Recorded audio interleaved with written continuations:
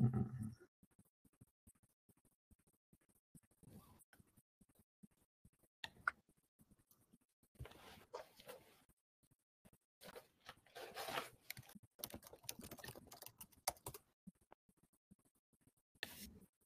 we go.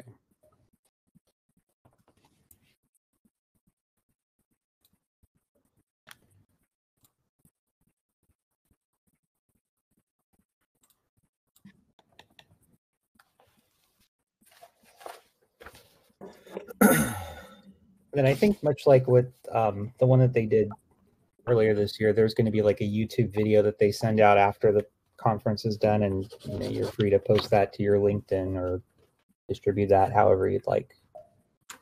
Okay, great. We're going to live forever on YouTube, you're saying?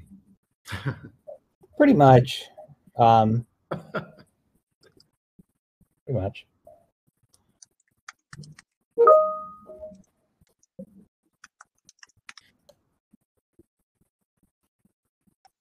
So it says we're live now. I don't know if we're actually live, but we're going to wait until the top of the hour to actually start going. So if anybody can actually see this, I know we're recording for YouTube, but we're going to start right at 11 o'clock.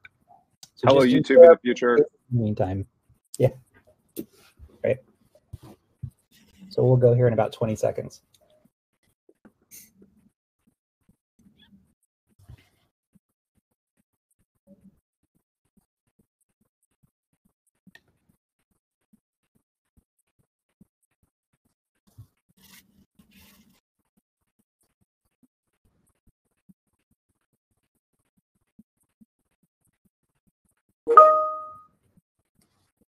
Hey, good morning, everybody. Welcome to the Nextv Plus USA 2022 virtual conference.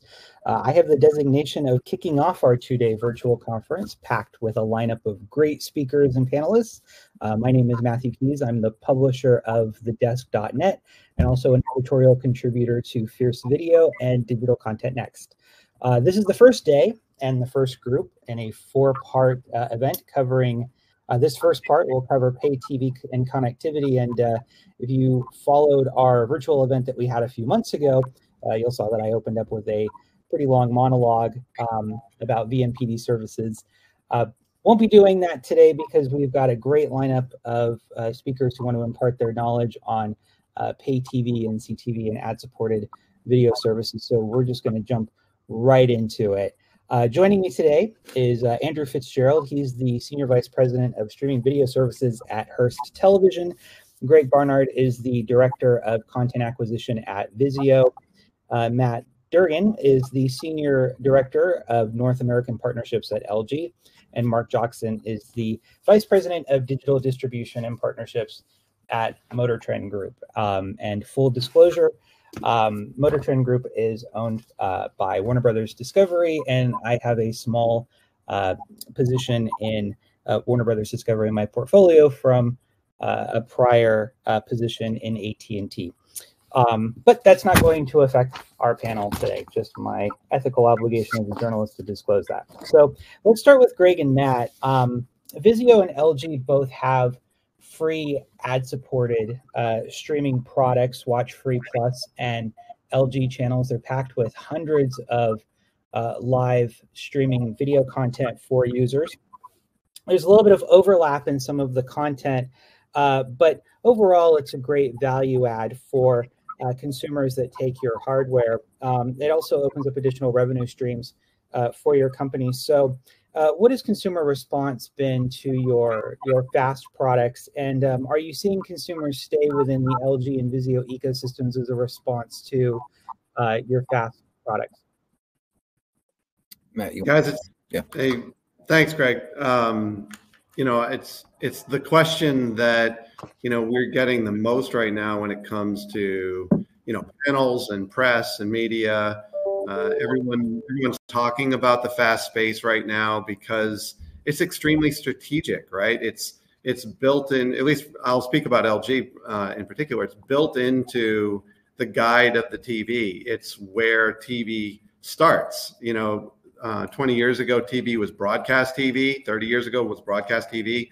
there's moves to go back to broadcast TV. But if you turn on an LG TV, you're essentially looking at a homepage experience, but you're also looking at a guide experience, which is combining streaming free channels and over-the-air broadcast channels. That's tremendous value for the consumers, but it's also a great market for people to bring their content directly in without building applications. So literally everybody wins who's in that ecosystem. And the growth in LG channels has been unbelievable. It's been 100% year-over-year growth and engagement, and it's a tremendous space to be in, provides so many opportunities for our company. Right, and I think for Vizio, I'll speak on behalf of the service over here. We're very similar, right? We own the TV. You turn on the TV, you see this experience, right? That's a really unique proposition also for Vizio, LG, and Samsung, for example, because we own the screen, we own the experience, right? We can create, on that home screen, whatever it is we see fit with our content partners. Obviously, we're not really creating content to the extent that you see that at Netflix and Amazon and Disney, but we can generate and create that experience, right? I call it the power of the platform, right? And our ability to do that has created a unique opportunity for both our content creators as well as our users. Like LG, to Matt's point, we've seen nothing but growth on our side. It's very exciting for us, both for fast as well as for on-demand content. For me, and what I hope we get into today on this panel, it's really about two things. How do you enhance this environment? How do you generate features to generate greater and additional engagement? You're going to do it two ways. You're going to do it with product, and you're going to do it with data. Once you understand the user, how do you build the product? How do you build the features to create the experience for those users? Yeah, and Matt brought up an interesting point, which is that the live fast aspect of it is really marrying what has been traditional broadcast television with this new emerging streaming landscape. And I think someone that probably spends a lot of time thinking about that is Andrew over at Hearst, where he's kind of in this new environment. I shouldn't say new, because we've actually kind of been in this environment for a while now, but certainly what Hearst has been doing over the last couple of years is, I think, relatively new for that company with their very local initiatives. So, Andrew, let's move things over to you as we kind of look at the 30,000-foot view of the streaming television landscape with respect to broadcast companies. We've seen a couple of companies enter that space. Certainly Paramount Global has their footing there. Fox's Tubi does as well. And they seem to kind of take this approach of keeping the best content for themselves. Certainly Paramount Global with Pluto TV, they've democratized some of their streams. I think Vizio and LG probably benefit from that, as do others. But Hearst really has taken a platform agnostic approach to providing their content from very local and from their local television stations to a number of different fast services. So can you offer some insight into why the Hearst model might be the better approach for content producers and distributors? Absolutely, Matthew. So we believe in meeting the consumers where they are, and we are in the business as a local broadcaster of having a highly ubiquitous, high quality product in local markets. And for decades, that was available throughout a market via an antenna. It has since been available in market through cable. We now, through our very local product, are trying to reach those that very rapidly growing segment of consumers that are only consuming content on their television via streaming.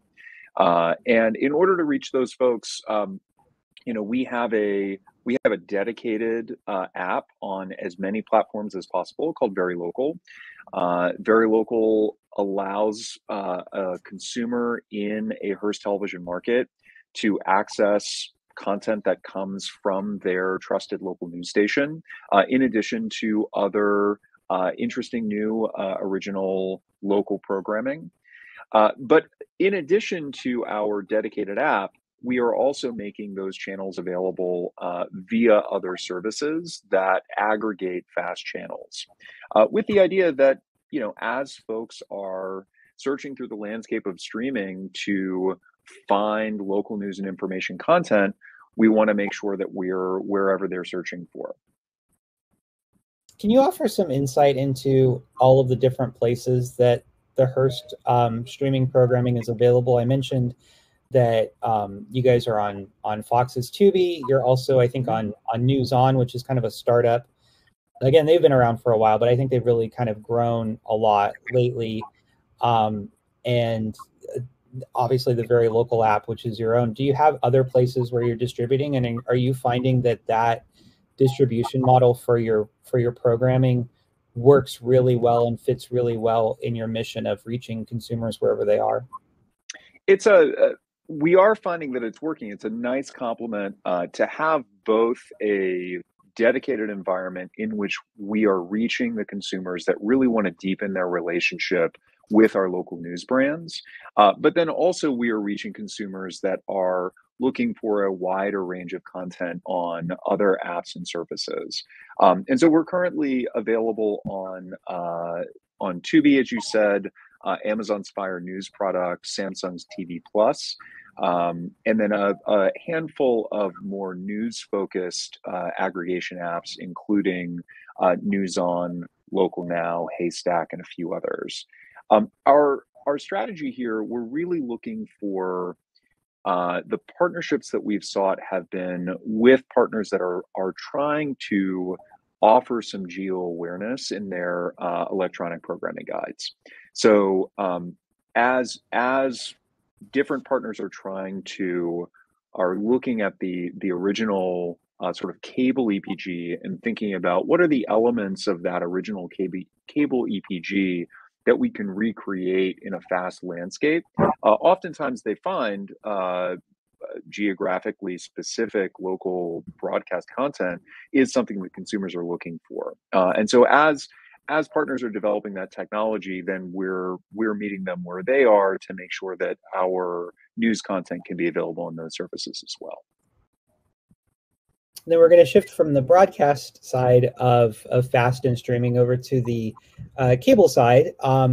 Mark is with Motor Trend Group, and Motor Trend has for a long time been a brand synonymous with the automotive lifestyle on cable, and now we're starting to see Motor Trend shift over to fast. I think it's Warner Brothers Discovery's probably first general entertainment fast channel. And we're seeing a couple of fast channels emerge focused on the automotive and automotive lifestyle vertical. So, Mark, can you talk a little bit about what you're doing with the Motor Trend Fast channel? And we heard a little bit from Andrew where he's talking about how they democratized and franchised their broadcast product over streaming. You're kind of doing the same thing too with the Motor Trend Fast channel, right? Like repurposing the content that's on cable and bringing it over to a free ad-supported streaming channel, right? Yes. So good morning, everybody.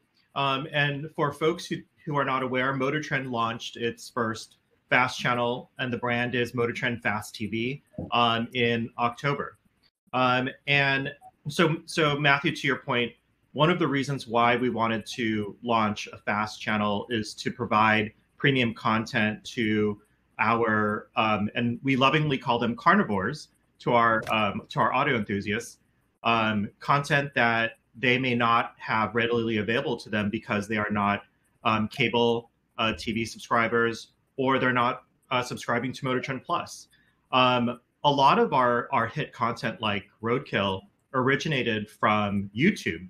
If you remember back about 10 years ago, YouTube had a production budget. And so some of our shows were produced specifically for the web.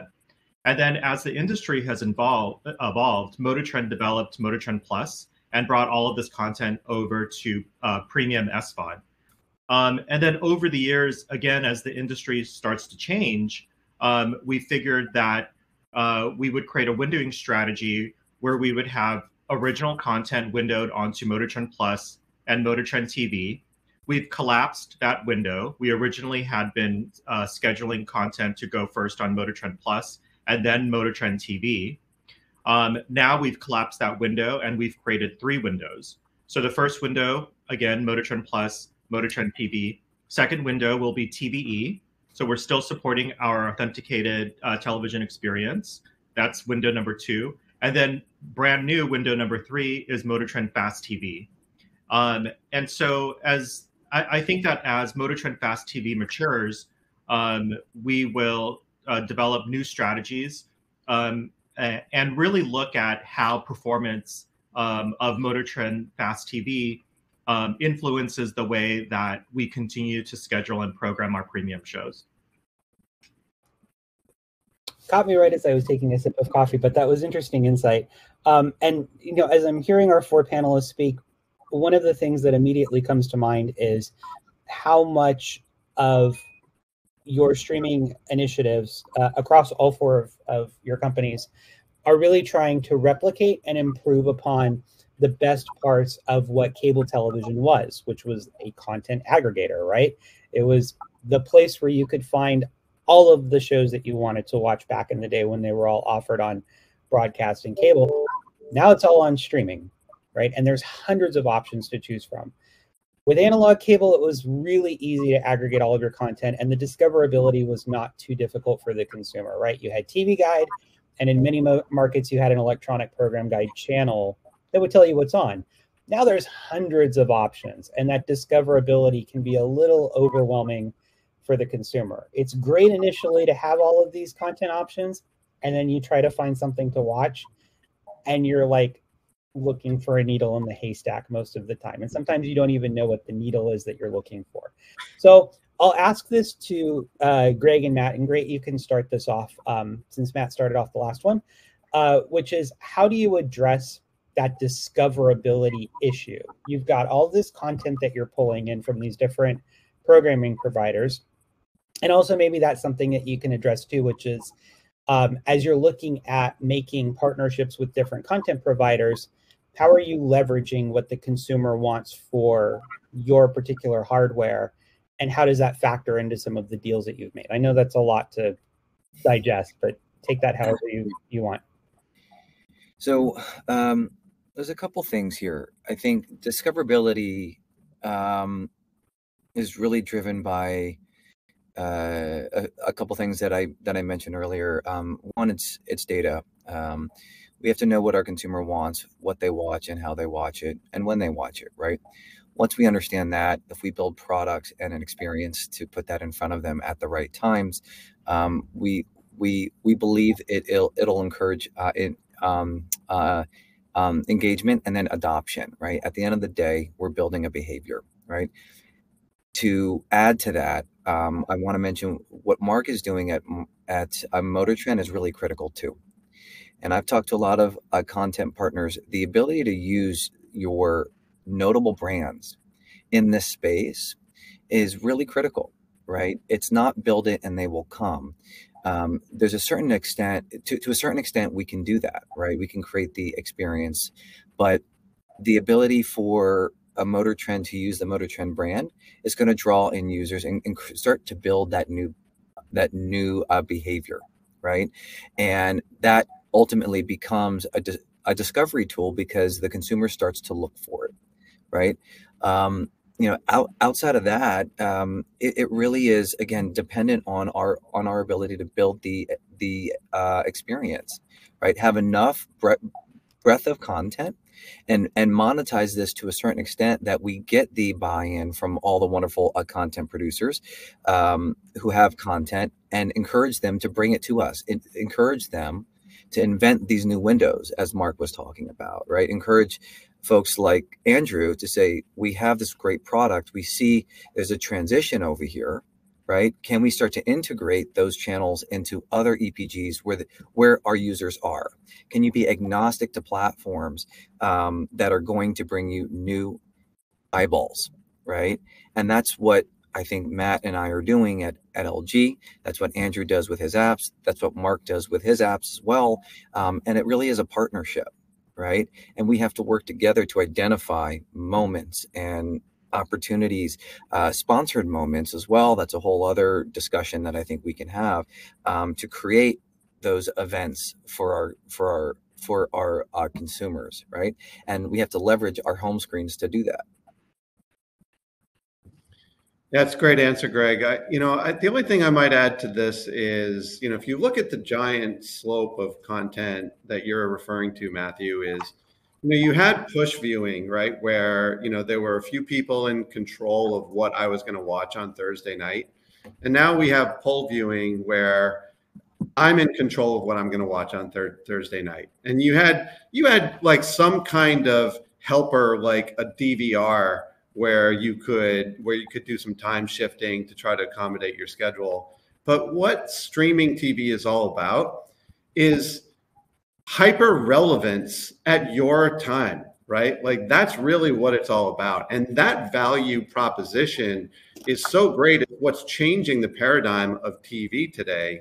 And we can all be very romantic about how great it was to go into the office on Friday and talk about the Friends episode, or whatever you were watching. But the reality is, if a consumer had a choice right now between living in that time and living in this time, they would live in this time, and they would just use our universal search. They would use the user interface that we've put together. They would use the promotional areas to be aware of things like TuneIn and linking directly to shows, regardless of if it's on a Fox app that's on the TV or if it's on the Fox channel. The consumer just wants to get connected to the content that they want to watch at the time that's right for them. And I think that's really what is driving the value and the change that we've had for the last 5 to 10 years.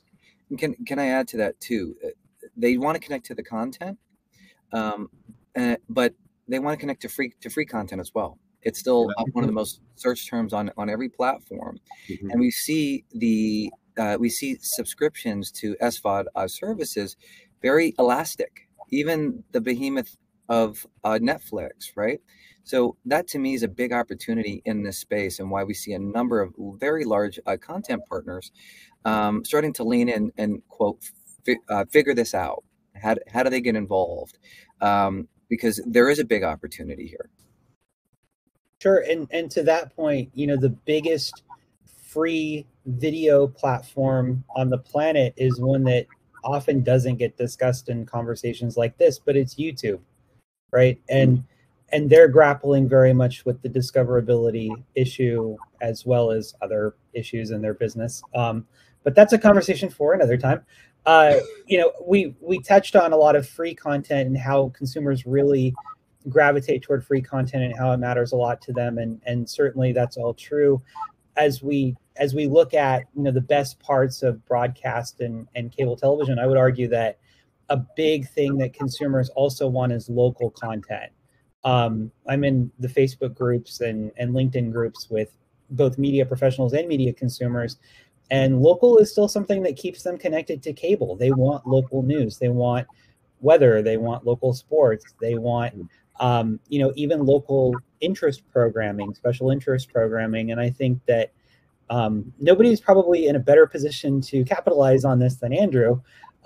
So, Andrew, I'll go back to you. You've got a consumer in Sacramento or Des Moines or Tampa or Albuquerque that wants local news content, that wants local general interest content. They want their weather, they want their sports. And that's something that in each of those markets, you've got a local television station that can provide that content, that's already producing that content. So, but very local doesn't just stop there, right? And I'm in the Sacramento market, and I see our very local station creates a lot of general interest, localized content. So as you're starting to build up this portfolio of content, how does the distribution model change? Are you going to keep a lot of this content to yourself? Are you going to franchise it out and license it out so that, if LG or Vizio, they suddenly build a geolocated local content channel, you've got that content that's available to them to pull from, which I think would be a tremendous value add for their consumers, right? That are looking for local content. Like, what is the evolution of that distribution model look like? Yeah, it's a great question. It's a question that we've we have asked ourselves multiple times over the course of this project, and it's a question that we have basically left ourselves strategic flexibility to follow the consumer wherever they go. You mentioned, and we have absolutely seen this in our research, not just because we want to believe it, that consumers really want more local content. The desire for local news and information continues to grow. And even beyond news and information, the desire for stories local to a consumer's community, that has also grown. I think that was a trend we saw growth in for years. It was accelerated by the pandemic. People found themselves at home, connecting with their local community, wanting to support local businesses.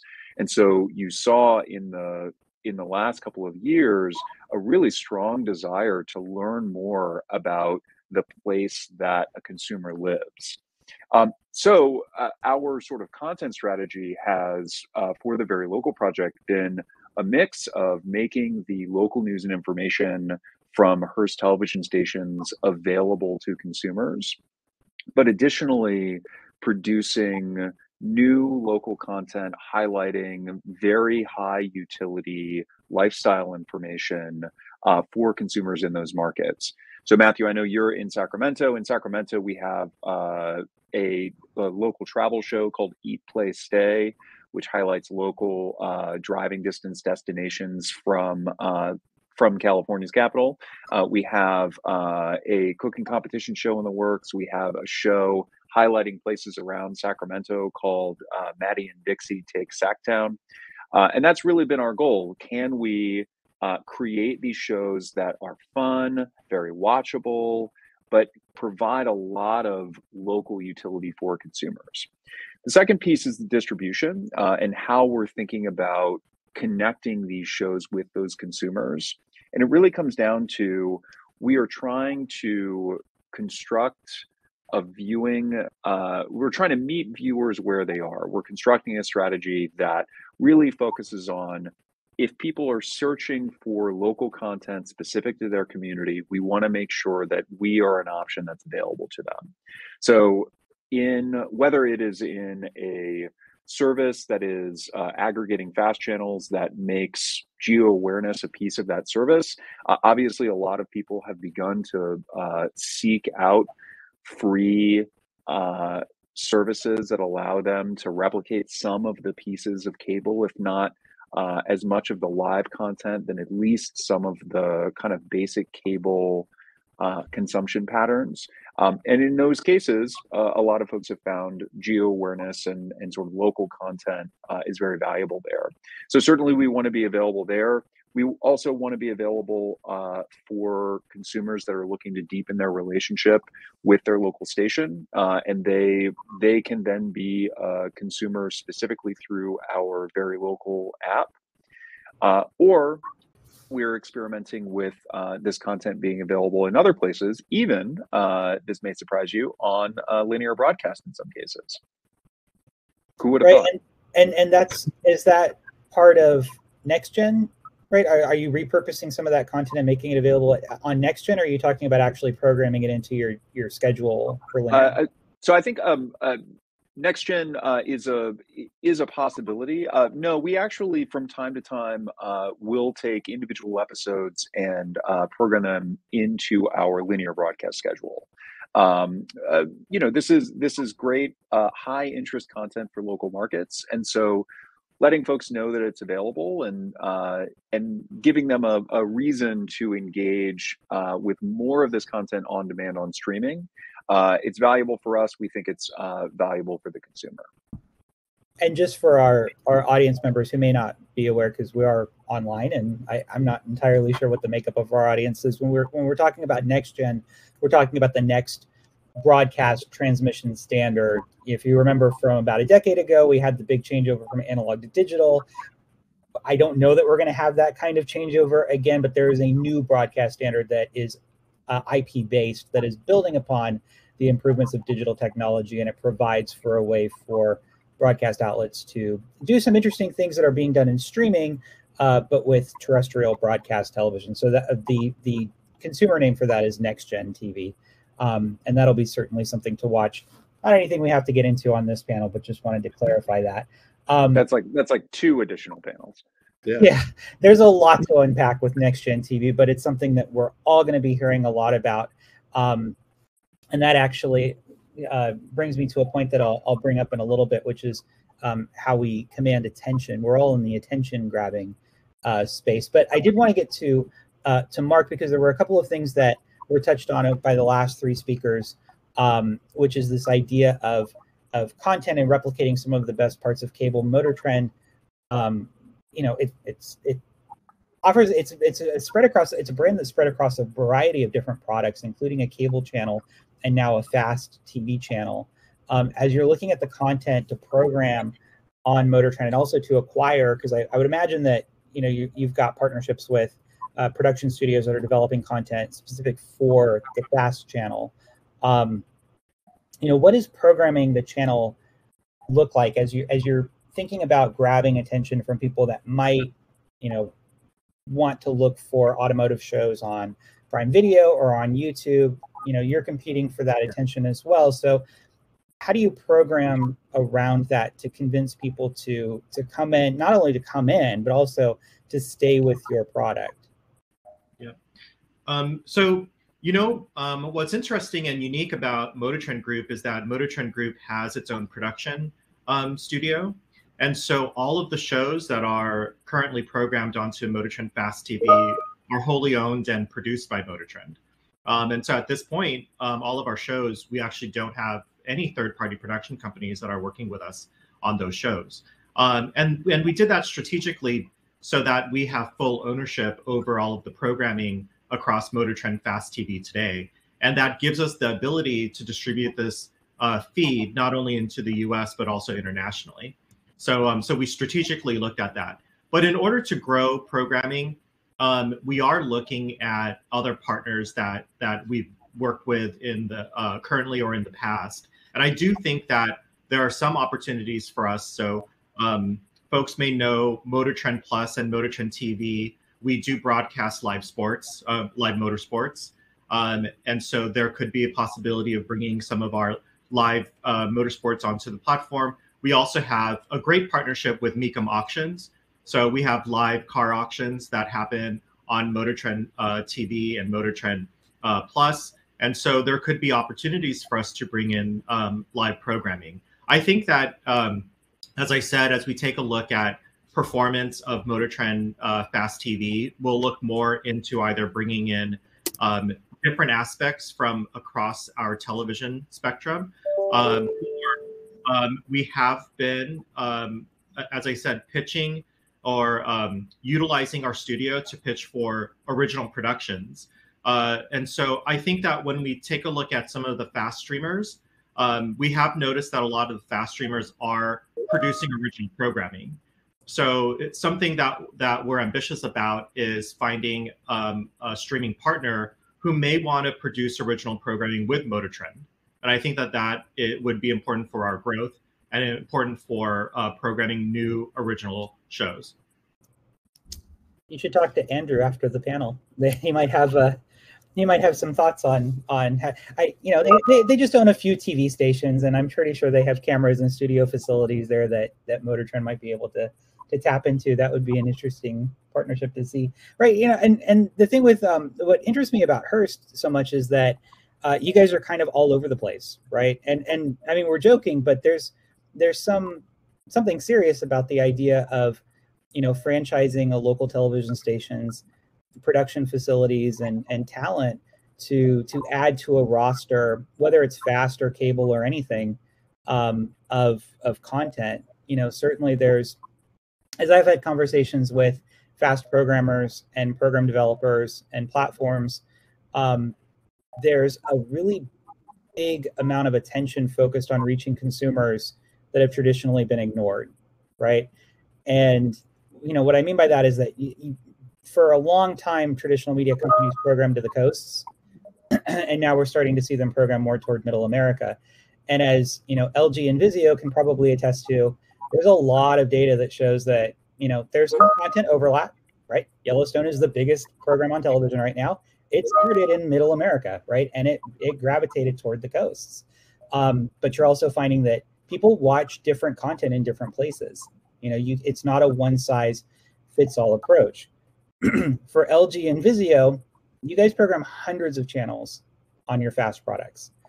I would imagine that reaching distribution deals and content deals with programmers is a very complicated and involved process when you're dealing with programmers that offer broad content, but also programmers that offer niche content. And certainly there's an appetite for both.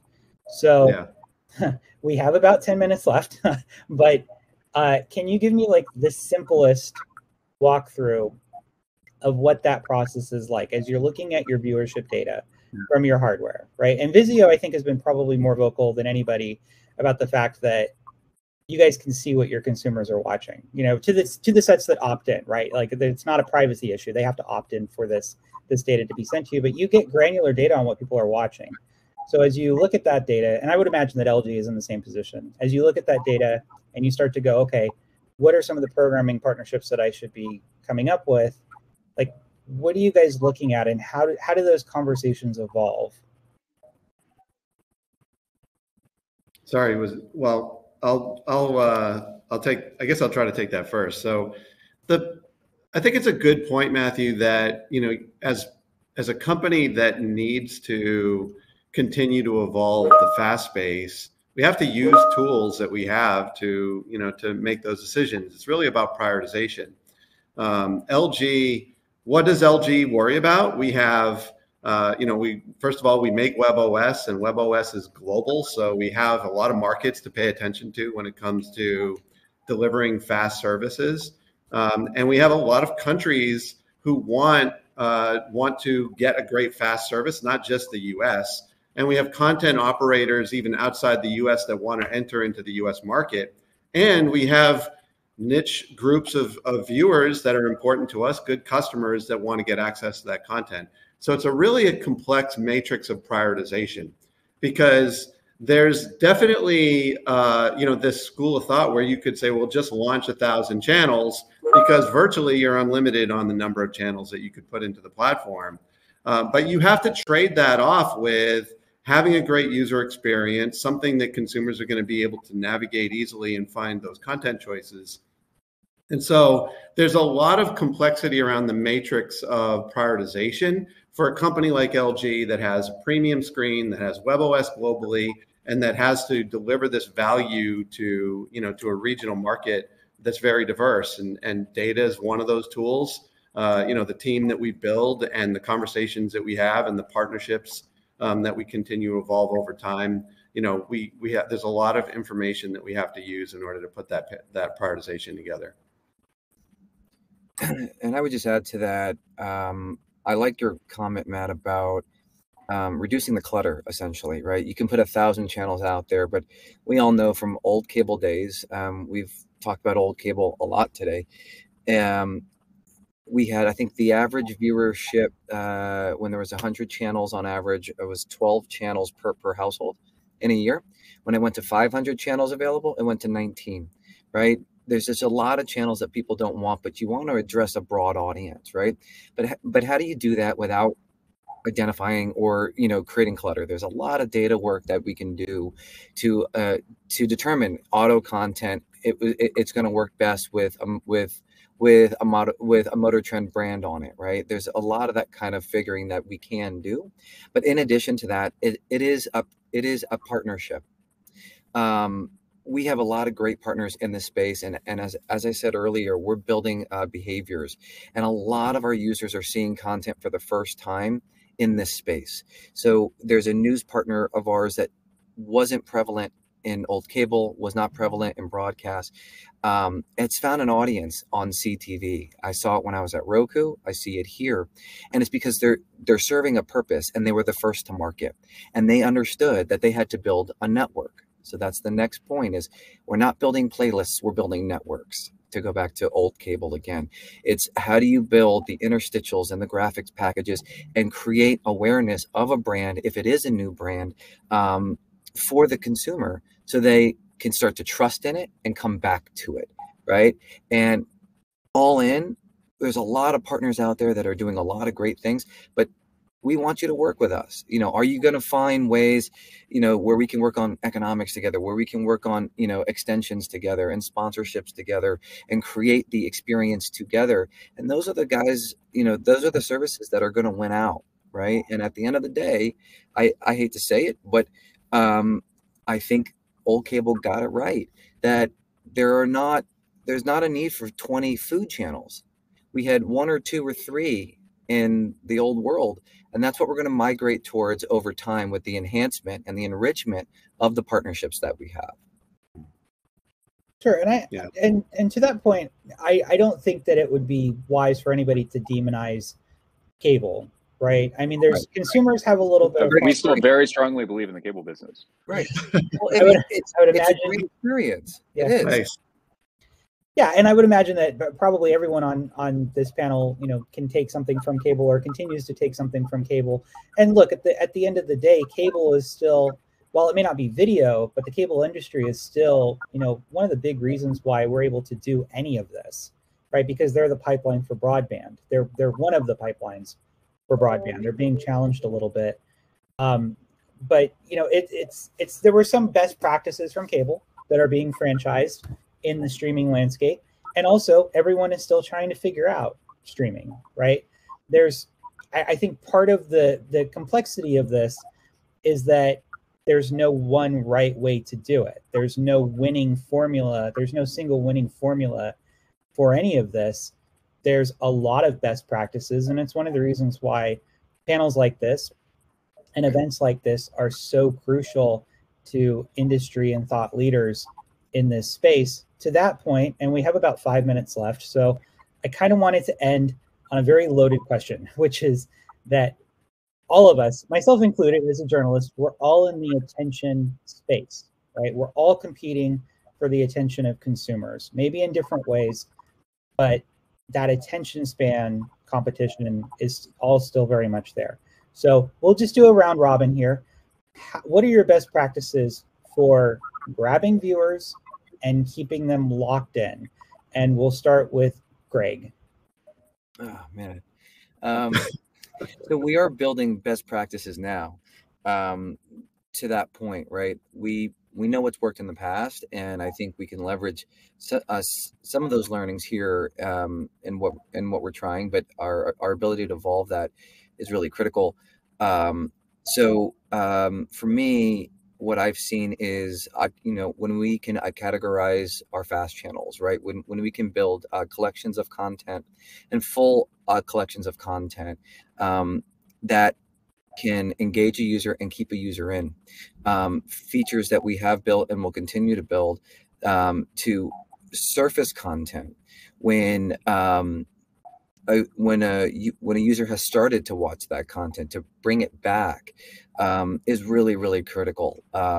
We have found that there's certain genres that do work better than others in this space. I think we can all, believe that, or we can understand that news content, Andrew, your world, very, very focused on that.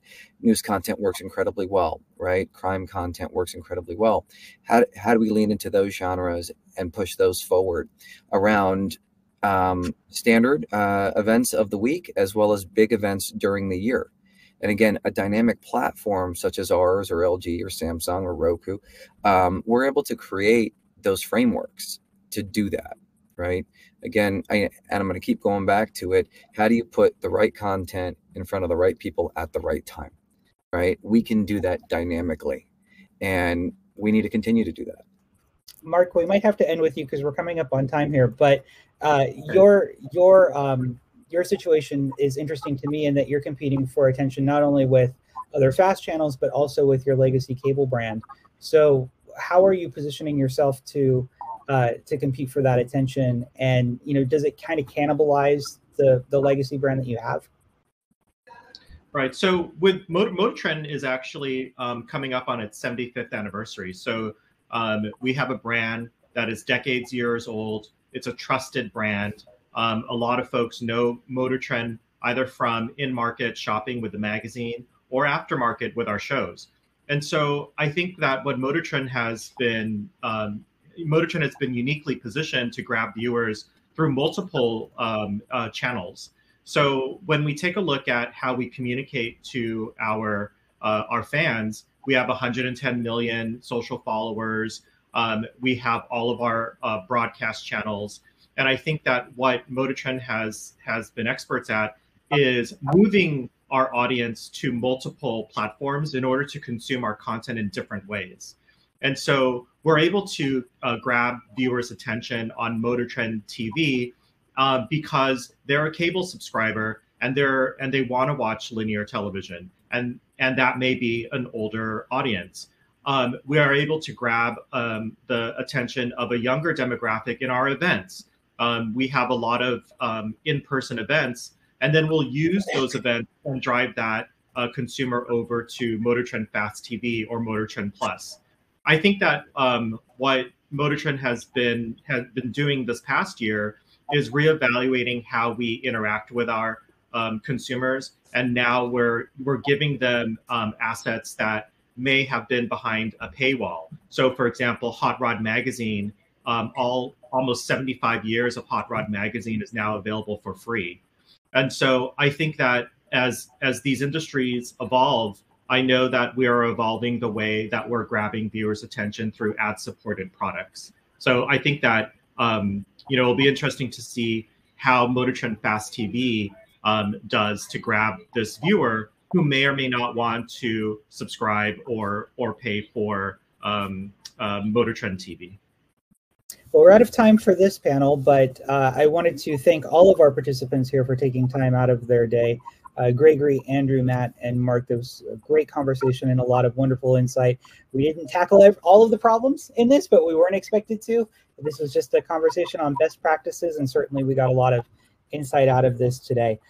We have a networking opportunity coming up over the next 15 minutes, and then our next session is on whole home Wi-Fi, Internet of Things, and security as it relates to media. So join us in just a few minutes for that. Thanks, everyone.